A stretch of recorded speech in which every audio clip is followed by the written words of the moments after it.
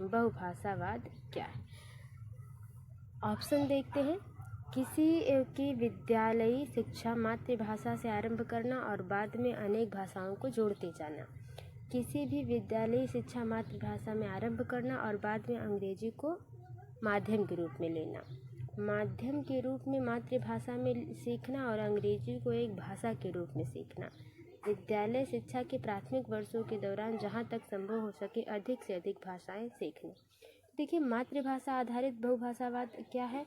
ये तो सही है कि जो विद्यालयी प्राथमिक कक्षा या विद्यालय की जितनी भी क्लासेज हैं वो किस में हो? मातृभाषा में हो, ताकि बच्चा कोई भी सब्जेक्ट, किसी भी सब्जेक्ट को अपने हिसाब से समझ सके। ठीक है, तो ये बात तो सही है। अब मातृभाषा में पढ़ने से क्या होगा? बच्चा लॉजिक को समझ पाएगा, डिफरेंस को समझ पाएगा और अपनी बात जो है वो रख सकेगा क्लास में कि क्या सही है, क्या गलत है, या मुझे समझ में नहीं आया तो इसको किस तरह से समझा जा सकता है और टीचर किस प्रकार से समझा सकता है। तो बिल्कुल किसी भी विद्यालय शिक्षा मातृभाषा में आरंभ करना कि शुरुआती जो लैंग्वेज क्या हो वो उसकी मातृभाषा हो, जो बच्चा अपने बचपन से जान रहा है, समझ रहा है और बोल रहा है। बाद में अनेक भाषाओं को जोड़ते जाना, जिस तरह से वो कंफर्टेबल फील करे बच्चा कि हाँ अब मैं इस भाषा में निपुण हो चुका हूँ और भी भाषाएं मैं सीख सकता हूँ। ठीक है, अंग्रेजी ही भाषा को माध्यम थोड़ी बनाना है। ठीक है, अंग्रेजी भाषा को नहीं, अधिक से अधिक भाषा जोड़ना नहीं है। अगर बच्चा चाहता है कि हाँ मुझे और सीखना चाहिए, तब ये नहीं कि आपको ज़बरदस्ती भाषाओं को एकदम जोड़ते जाना है, बच्चे के ऊपर एक भार सा हो जाए, तो ये नहीं। तो पहले का जो है पहला ऑप्शन बिल्कुल सही हो जाता है। अगला देखिए, कक्षा 5 की एक अध्यापक 5 या 6 शब्दों वाले 5 वाक्य का श्रुत लेख करवाती है, यानी कि सुनकर लिखना बोलती है और वो बच्चे लिखते हैं। वह 2 बार वाक्य पढ़ती है। ठीक है, यहाँ पे पढ़ती होगा, पढ़ती है और शिक्षार्थियों को ध्यानपूर्वक सुनने के लिए कहती है और बोले गए वाक्यों को लिखने के लिए कहती है।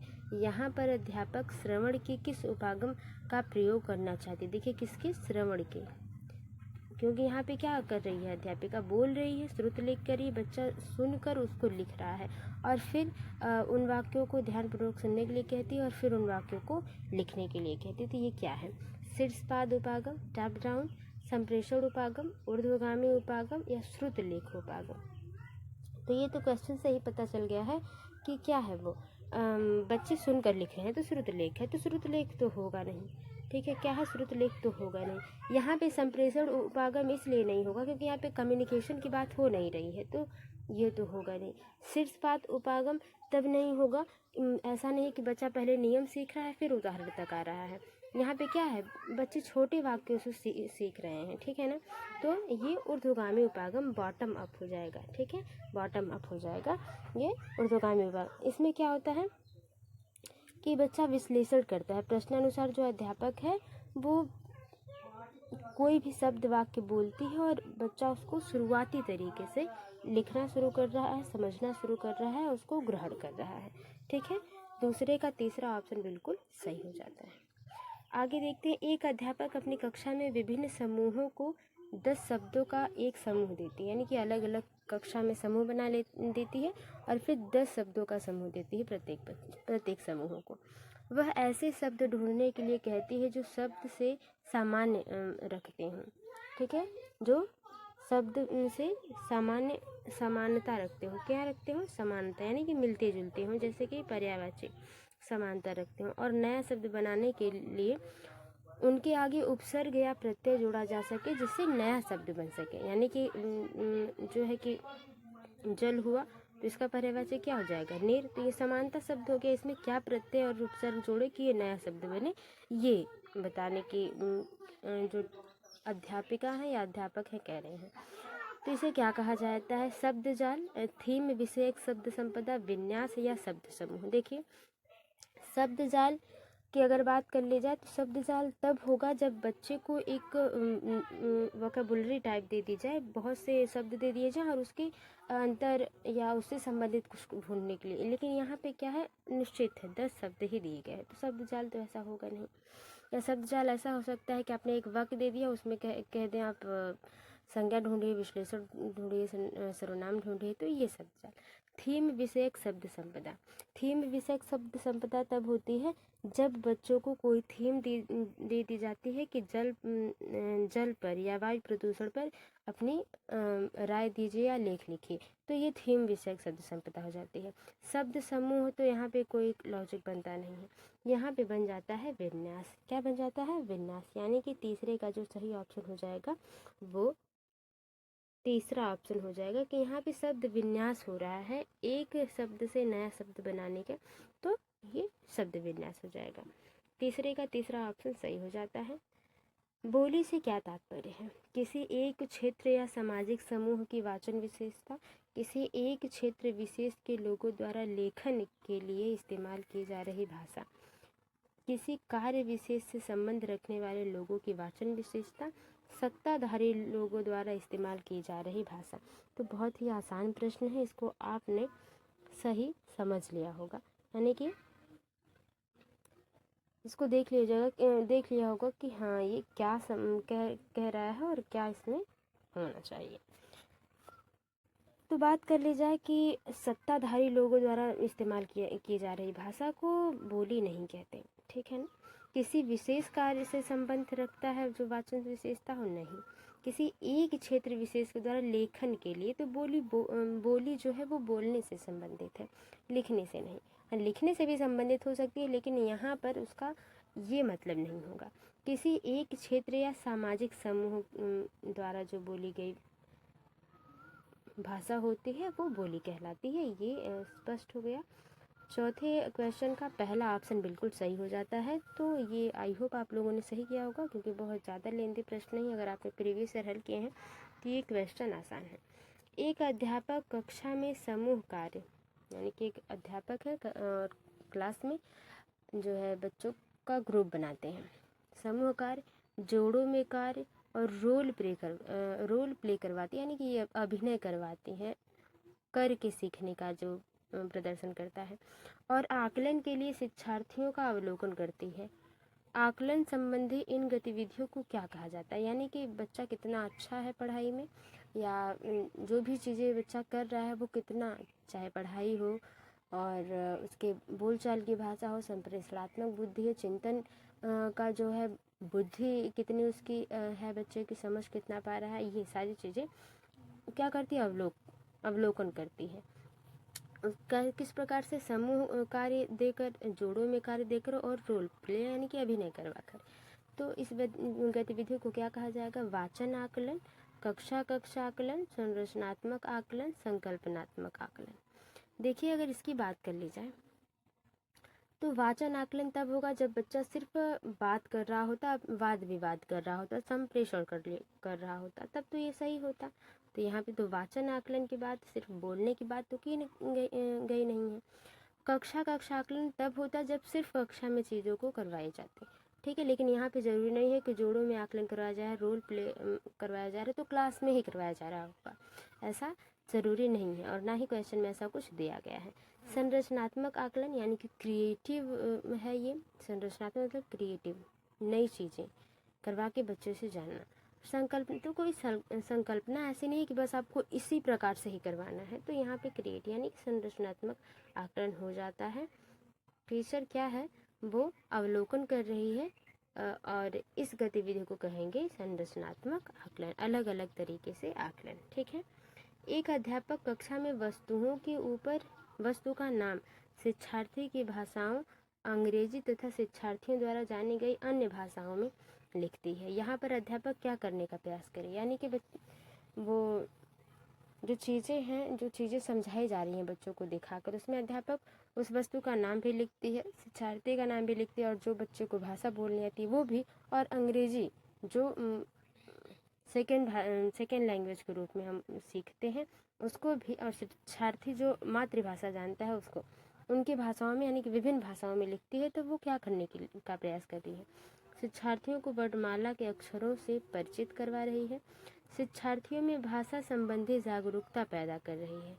शिक्षार्थियों में लिपि संबंधित जागरूकता के संबंध विकसित कर रही है। कक्षा में भाषा समृद्ध परिवेश सृजित कर रही है।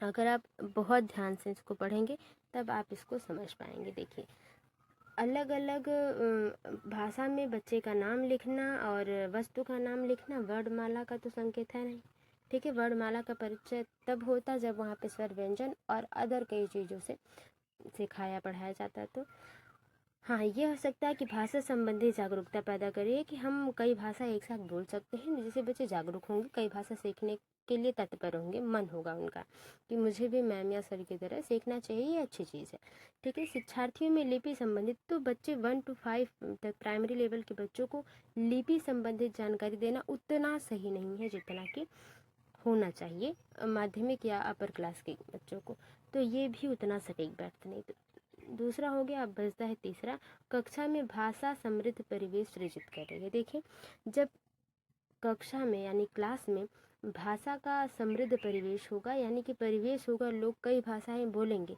तब जाके बच्चों में क्या होगी, जागरूकता पैदा होगी। क्योंकि अगर आधे घंटे तक, ठीक है, कितने आधे घंटे तक अध्यापिका क्या कर रही हैं, अध्यापक बोल रहे हैं बहुभाषा में, और उसके बाद फिर बच्चे घर आ जाते हैं, तो अगर उनके आसपास पड़ोस में या उनके क्लासमेट जो बच्चे हैं वो भाषा नहीं बोल रहे हैं, तो परिवेश तो बन नहीं रहा है, क्योंकि वो आधे घंटे टीचर पढ़ाती है और फिर चली जाती हैं। जब तक टीचर पढ़ाती हैं तब तक बच्चा उत्सुक होता है, उसके बाद उसके माइंड से निकल जाता है। क्यों? क्योंकि जैसे हम और आप हैं इंग्लिश मीडियम या इंग्लिश स्पीकिंग जब सीखते हैं तो हमें परिवेश नहीं मिल पाता है, तो हम बहुत बढ़िया उसमें सीख नहीं पाते, क्योंकि हमारे पास समृद्ध परिवेश नहीं, गांव में या घरों में कोई इंग्लिश बोलने वाला नहीं है, तो ये चीज़ें हो जाती हैं। और क्लासों में भी क्या होता है, जो क्षेत्रीय भाषा चल रही है या स्कूल की एक पर्टिकुलर कोई भाषा जिसमें हाँ हिंदी ही बोलना है, क्षेत्रीय भाषा, बहुत से ऐसे स्कूल हैं अभी भी, तो ये जो है समृद्ध परिवेश सृजित कर रही है। बिल्कुल सही है, छठवें का चौथा ऑप्शन। आई होप आपको समझ में आया होगा। भाषा अंतरण यानी ट्रांस लैंग्वेजिंग से क्या तात्पर्य है, जिसके बारे में हम लोगों ने कल भी बात की थी और बढ़िया से बात की थी। ट्रांस लैंग्वेजिंग वो हो जाती है जब एक भाषा आप बोलते बोलते दूसरी भाषा को बोलने लगे। जैसे आपको हिंदी और मराठी दोनों भाषा आती हो और आप जिससे बात करें उसे भी वो दोनों भाषा का ज्ञान हो, आप हिंदी बोलते बोलते आप उसमें मराठी बोलने लगते हैं। बस जैसे हम इंग्लिश बोलते हैं, हिंदी बोलते बोलते इंग्लिश वर्ड का यूज कर लेते हैं, तो यही चीज़, तो वो ट्रांस लैंग्वेजिंग हो जाती है। ऑप्शन देखते हैं। भाषा की कक्षा में अनेक भाषाओं का शिक्षण, किसी विषय वस्तु के शिक्षण अधिगम के लिए एक भाषा के बाद दूसरी भाषा का प्रयोग करना, कक्षा में शिक्षा अधिगम और बोलने के लिए अनेक भाषाओं का इस्तेमाल करना, सभी विषय वस्तु और साथ ही साथ भाषाओं को एक ही भाषा में पढ़ना। सातवें क्वेश्चन के सही ऑप्शन की बात कर ली जाए तो एक ही भाषा में पढ़ना नहीं, कई भाषाओं का इस्तेमाल करना नहीं, अनेक भाषा का में शिक्षण करना नहीं। बात है कि हम किसी भी विषय वस्तु को पढ़ रहे हैं या समझ रहे हैं, हम वहाँ पे क्या एक भाषा के बाद दूसरी भाषा का प्रयोग करने लगेंगे, तो वो क्या हो जाएगा, ट्रांस लैंग्वेजिंग, यानी कि सातवें का दूसरा जो है ऑप्शन सही हो जाता है। ठीक है, आगे देखते हैं। आठवां क्वेश्चन, किसी पाठ्य सामग्री की प्रमाणिकता से क्या तात्पर्य, यानी कि जो भी पाठ्य सामग्री है उसको प्रमाणित करना है, ये क्यों जरूरी है और इसका मतलब क्या है। ऑप्शन देखते हैं। शिक्षार्थियों के स्तर को ध्यान में रखते हुए पाठ्य पुस्तक के लेखकों द्वारा विकसित सामग्री। अच्छा, मूलतः किसी एक संदर्भ में विशेष उपजी सामग्री जिससे भाषा सहज रूप से प्रयुक्त हो। भाषा में अधिकार रखने वालों द्वारा विकसित पाठ्य सामग्री, पाठ्य पुस्तक के लेखकों द्वारा दूसरे भाषा से अनुवाद। ठीक है, दूसरे भाषाओं से अनुवाद। ठीक है, अगर इसकी बात कर ली जाए आठवें के क्वेश्चन की, तो प्रामाणिकता ये मतलब है कि शिक्षार्थी को स्तर में शिक्षार्थी जितना समझ पा रहा है, ठीक है, शिक्षार्थी जितना समझ पा रहा है उसके हिसाब से पाठ्य पुस्तक बनाना चाहिए। ये तो सही है, लेखकों द्वारा विकसित सामग्री, और वो सामग्री शिक्षार्थियों के स्तर को ध्यान में रखते हुए पाठ्य पुस्तक के लेखकों द्वारा विकसित सामग्री, यानी कि वो बच्चे को के स्तर को तो ध्यान दें लेखक, और पाठ्य पुस्तक की जो सामग्री विकसित कर रहे हैं वो बच्चों के स्तर के हिसाब से, ये तो ठीक है। ये भी मूलतः किसी एक संदर्भ में विशेष से उपजी सामग्री जिसमें भाषा सहज रूप से प्रयुक्त हो, तो सबसे बड़ी बात ये हो जाती है। अधिकार रखने वाले कोई भी अधिकार नहीं। अगर कोई प्रोफेसर है हिंदी का और वो कोई बुक लिख रहा है तो ज़रूरी नहीं है कि वो जैसा चाहे वैसा छाप दे या प्रिंट कर दे, प्रकाशित कर दे बुक और बच्चे उसे ज़बरदस्ती पढ़ें, ऐसा कोई नहीं। ये अनुवाद की बात भी नहीं। ये 2 क्वेश्चन है जिस पे हमें विचार करना है। अगर आप ध्यान से देखें कि एक संदर्भ विशेष में उपजी सामग्री, यानी कि जो भी संदर्भ यानी कि जो भी स्तर बच्चों का है उसके हिसाब से जो भी सामग्री ज़रूरत है उसे बनाई तो जा रही है, लेकिन कैसे सहज भाषा में बनाई जा रही है। तो जहाँ पे आसानियाँ होंगी, बच्चों को पढ़ने में समझने में दिक्कत परेशानी नहीं होगी, वही ऑप्शन बिल्कुल सही होगा। दूसरा ऑप्शन बिल्कुल सही हो जाता है कि वो सहज रूप में प्रयुक्त हो। ऐसा नहीं कि लेखकों ने जैसा भी जिस भी लैंग्वेज में चाहा बच्चों के स्तर से क्योंकि हर प्रत्येक भाषा में कुछ कठिन शब्द होते हैं, कुछ हमेशा यूज़ करने वाले शब्द होते हैं और कुछ मुश्किल शब्द होते हैं जो हम उसे डेली बेसिस पे यूज नहीं करते। तो ऐसा हो कि सहज हो ताकि बच्चा उसका डेली प्रयोग करता हो और बच्चे उस शब्द को, उस भाषा को समझ सके। तो 8वें का दूसरा ऑप्शन बिल्कुल सही हो जाता है। भाषा की पाठ्य पुस्तक का शैक्षिक पक्ष क्या है? यानी कि जब भी भाषा की पाठ्य पुस्तक को बनाया जा रहा है तो उसका शैक्षिक पक्ष क्या हो सकता है? ठीक है। पुस्तक की वर्तनी, पुस्तकों में चित्रों का स्थान, ठीक है, ज़्यादा चित्र होते हैं तो बच्चे थोड़ी उत्सुकता से पढ़ते हैं। विषय वस्तु का चयन, वर्तनी एवं चित्र सज्जा के साथ उत्तम विषय वस्तु। ये बात भी तो सही है कि वर्तनी भी सही हो, चित्र भी हो उसमें और विषय वस्तु भी क्या हो, उत्तम हो। तो ये तो सही बात है। अब ध्यान से देखते हैं कि इसमें क्या सही हो सकता है। पुस्तक की वर्तनी बहुत इंपॉर्टेंट नहीं है, चित्रों का स्थान उतना शैक्षिक पक्ष से मजबूत नहीं है, लेकिन विषय वस्तु का चयन बहुत ही शैक्षिक पक्ष से भाषा की एक पाठ्य पुस्तक में होना चाहिए। क्यों? क्योंकि जब हम विषय वस्तु का चयन करते हैं तो वहाँ वर्तनी तो बाद में आती है, चित्र सज्जा बाद में आती है, लेकिन जो विषय वस्तु हो वो उत्तम भले न हो लेकिन सहज जरूर हो ताकि बच्चा उसको समझ सके। ऐसा नहीं कि इतने उत्तम विषय वस्तु लिख दे कि बच्चा समझ ही ना पाए। जब पौधा पढ़ाया जाए तो ऐसे पौधे का नाम लिखा जाए जो उसके आस पास पड़ोस में हो ही ना। तो ऐसे उत्तम विषय वस्तु नहीं चाहिए। विषय वस्तु का चयन ध्यान से शैक्षिक पक्ष से होना चाहिए। तो 9वें का तीसरा ऑप्शन सही हो जाता है। विद्यार्थियों को दिए जा रहे गतिविधियों पर विचार करें, ठीक है, और निम्नलिखित में से कौन सी गतिविधि संप्रेषण कौशल, जिसमें वाद विवाद, अच्छा बुरा और समालोचनात्मक चिंतन बच्चा कर पाए, विकसित करने के लिए आप अपनाना चाहेंगे? क्या अपनाना चाहेंगे? वह एक अभिनेता है, इस पर बात करे बच्चा। सप्ताहांत पर मैं सुबह डैश जा रहा हूँ, फिर शाम डैश तक वापस आ जाऊँगा। कि मैं सुबह जा रहा हूँ, हफ्ते में संडे के दिन या किसी भी दिन मैं जा रहा हूँ, सुबह को शाम तक आ जाऊँगा। तो इस पर अगर बच्चा बात करेगा तो कितना बात कर पाएगा। अपने मित्र से पूछे कि वो सप्ताहांत में कहाँ जाना पसंद करता है और क्यों। ये सबसे मजबूत वाक्य हो जाता है, ऑप्शन हो जाता है। क्यों? क्योंकि ये थोड़ी सी चर्चा की बात होगी, संप्रेषण कौशल इसमें विकसित होगा कि वो अपने मित्र से पूछे, अपने फ्रेंड से पूछे, अच्छा कि तुम कहाँ जा रहे हो इस हफ्ते छुट्टी पर, वीकेंड पे, और क्यों जा रहे हो, ऐसा क्या है। तो इस पे बातें जो हैं आधे घंटे 1 घंटे तक चल सकती हैं। वहाँ पे अच्छा बुरा बच्चा पूरी तरह से अवलोकन करेगा ना। तो ये संप्रेषण कौशल में ये बात हो सकती है, सही है। अपने सहपाठी से उन बिंदुओं के बारे में पूछे जिनका ध्यान में समूह चर्चा के समय खेलते हैं। यानी कि सहपाठी से उन बिंदुओं पर बात करें जब वो समूह चर्चा में समूह चर्चा होती हो और जो इम्पोर्टेंट बिंदु है उस पर बात करें, ठीक है। यानी समूह चर्चा तो सही है। तो 2 यानी कि तीसरा और चौथा ऑप्शन, चौथा वाला ऑप्शन बिल्कुल सही हो जाएगा, जिसमें तीसरा और चौथा ऑप्शन सही है। आगे देखते हैं, त्रुटियों से क्या अभिप्राय है? त्रुटियां सीखने का संकेतक हैं। त्रुटियां भाषा अधिगम को बाधित करती हैं। त्रुटियों में उसी समय संशोधन कर देना चाहिए। त्रुटियां पहचान कर उनको करने से बचना चाहिए। देखिए, अगर गलतियां आप करेंगे नहीं तो सीखेंगे नहीं, ये तो सही बात है ना।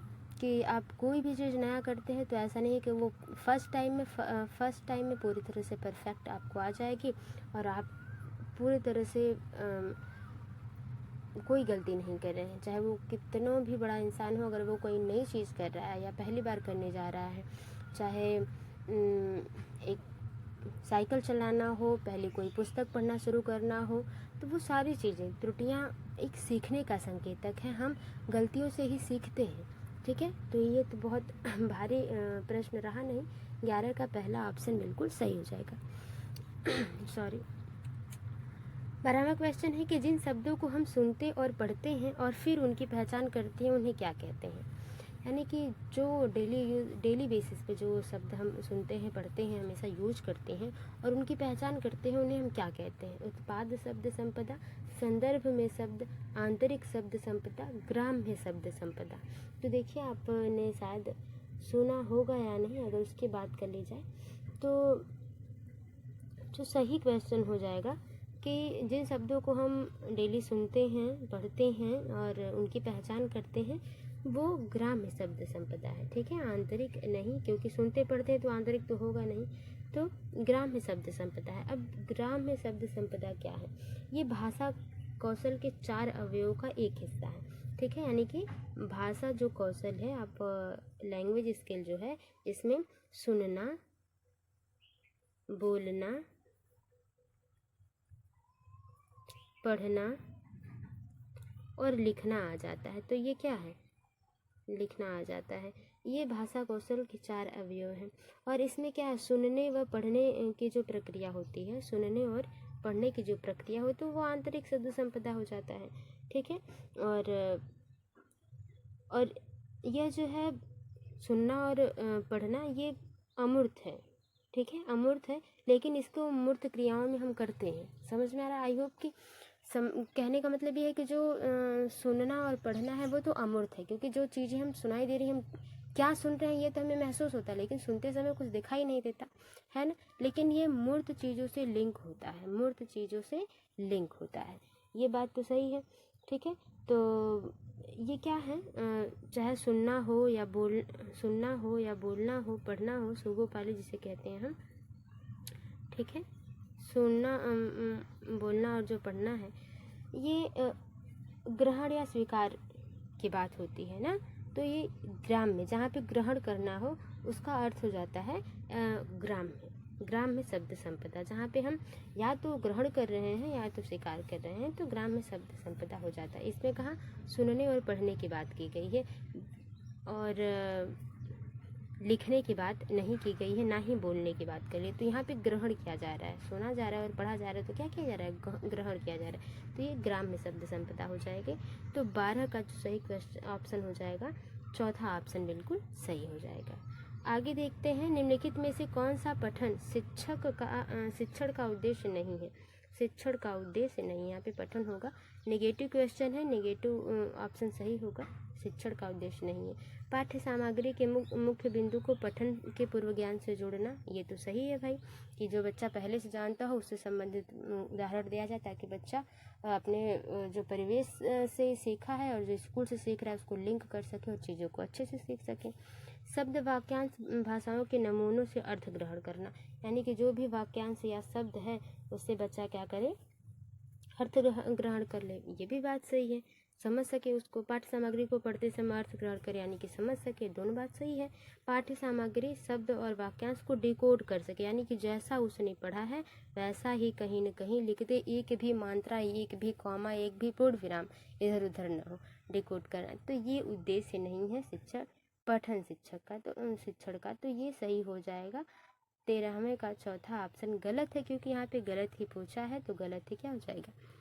सही हो जाएगा। 14 क्वेश्चन की बात कर ली जाए कि जब शिक्षार्थी पहली बार विद्यालय आते हैं उन्हें अपनी मातृभाषा की भरपूर समझ होती है, सही बात है। अध्यापक अंग्रेजी या किसी अन्य भाषा की कक्षा में शिक्षार्थियों की मातृभाषा का इस्तेमाल कैसे कर सकती है? यानी कि अंग्रेजी तो पढ़ाई जा रही है, विद्यालय में अंग्रेजी की क्लास चल रही है, उसमें किस प्रकार से समझाया जाए मातृभाषा में, कि बच्चा कैसे मातृभाषा का यूज़ किया जाए अंग्रेजी की क्लास में। तो अध्यापक कक्षा की सामान्य भाषा को पढ़ाना आरंभ करे, फिर शिक्षार्थियों को अपनी भाषा का इस्तेमाल करने दे। यानी कि जो भी भाषा पढ़ा रही है शिक्षक, उसको पढ़ाना शुरू करें और उसके बाद बच्चे उसको अपनी भाषा में उसको सीखें। यानी कि शिक्षक न बोले मातृभाषा, बच्चे मातृभाषा बोले। अध्यापक को सिर्फ अंग्रेजी या दूसरी भाषा का इस्तेमाल करना चाहिए और शिक्षार्थी को मातृभाषा के इस्तेमाल की अनुमति नहीं देनी चाहिए। ये तो सरासर अन्याय है, ऐसा तो हो नहीं सकता, ये तो गलत है ना। अब तीसरा ऑप्शन है कि अध्यापक बच्चों को उनकी इच्छानुसार भाषा का इस्तेमाल करने की अनुमति दे और वह स्वयं भी सामान्य भाषा बोल सकती है। यानी कि बच्चा तो अपनी मातृभाषा में बोले और जो सारे बच्चे बोल रहे हैं, जो भी भाषा बच्चे बोल रहे हैं, उसी भाषा में बच्चों को समझाने की कोशिश करें। यानी कि सामान्य भाषा जो चल रहा है क्लास में वो शिक्षक बोले। ये बात सही है बिल्कुल। अध्यापक को वही भाषा बोलनी चाहिए जिसे अपने शिक्षार्थियों को पढ़ाना है। शिक्षार्थी अंततः लक्ष्य भाषा सीख लेंगे। सिर्फ लक्ष्य भाषा को सिखाने का उद्देश्य नहीं है यहाँ पे तीसरा ऑप्शन सबसे पॉजिटिव है, जहाँ पे बच्चे अपनी मातृभाषा का यूज करें और सामान्य भाषा अध्यापक बोले। बिल्कुल तीसरा ऑप्शन बिल्कुल सही हो जाएगा 14 का। 15 क्वेश्चन की बात कर ली जाए कि राष्ट्रीय शिक्षा नीति 2020 शास्त्रीय भाषाओं के अध्ययन की अनुशंसा किस रूप में करती है। तो शास्त्रीय भाषा कितनी है आप कमेंट बॉक्स में नोट डाउन करके बताएं। और त्रियामी जो त्रिभाषा सूत्र है ऑप्शन में है, बिल्कुल अभी बात हम करेंगे इस पर। विद्यालय शिक्षा के मिडिल और माध्यमिक चरण के दौरान अतिरिक्त विकल्प के रूप में, यानी कि जब आप मिडिल क्लास या माध्यमिक चरण में हो तब आप अतिरिक्त भाषा के रूप में शास्त्रीय भाषाएं सीख सकते हैं। त्रिभाषा सूत्र के अंतर्गत एक विकल्प के रूप में, त्रिभाषा सूत्र में तो एक क्षेत्रीय भाषा आ जाती है, मातृभाषा आ जाती है और एक कोई सी भाषा जो चल रही हो ना। विद्यालय शिक्षा की बुनियादी चरण के दौरान अतिरिक्त विकल्प के रूप में, विद्यालय शिक्षा के माध्यमिक चरण के दौरान एक अतिरिक्त विकल्प और एक ऐच्छिक भाषा के रूप में। 15 के सही आंसर की बात कर ली जाए तो शास्त्रीय भाषा क्या है, अब प्राथमिक में नहीं लेकिन जब मिडिल में या माध्यमिक चरण में बच्चे हो तो वो अतिरिक्त विकल्प के, यानी कि जब उन्हें लगे कि उन्हें की मातृभाषा भी बढ़िया है और एक आध जो प्रचलित या जो भी ज़रूरी भाषा है वो अगर आ जाती हैं बच्चों को, चाहे क्षेत्रीय भाषा चाहे कोई सी भी भाषा बच्चा अगर क्षेत्रीय भाषा में रख सके तो वो अतिरिक्त में शास्त्रीय भाषाओं को सीख सकता है। इस पर भी जोर दिया जा रहा है या दिया गया है। तो 15 का पहला ऑप्शन बिल्कुल सही हो जाएगा। तो ये थे पैडागोगी, हिंदी पैडागोगी से संबंधित 15 प्रश्न। आई होप आपको समझ में आए होंगे। वीडियो थोड़ी सी भी हेल्पफुल लगी हो तो वीडियो को लाइक करें, शेयर करें, कमेंट बॉक्स में बताएं कि आपका स्कोर कितना रहा। और मिलते हैं आपसे अगली वीडियो में, तब तक के लिए bye bye, take care, be positive, be motivated. धन्यवाद।